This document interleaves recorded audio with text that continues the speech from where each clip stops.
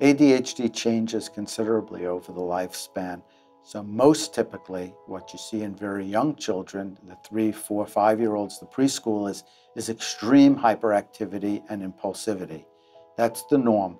As children enter the school age years, the inattention becomes more prominent. Is that because the inattention is becoming more of a true intrinsic symptom for them, or that demands are being made on them for their attention as they get into school? Isn't clear, but certainly over time you tend to see the hyperactivity going down.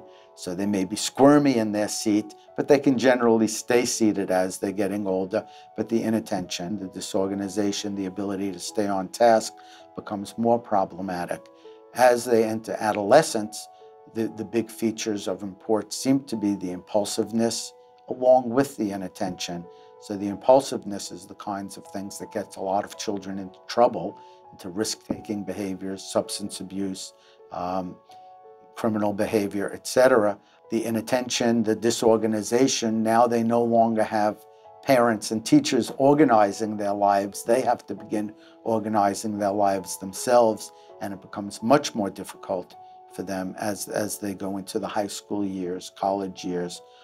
In adulthood, the biggest problems seem to be inattention, although certainly, again, the impulsiveness tends to be problematic. But they lose things a lot, they're disorganized, they're late for appointments, they forget appointments, they have difficulty managing their lives, they often have trouble maintaining jobs, they get in more accidents in cars, probably a combination of impulsive actions as well as inattention. So those kinds of difficulties persist.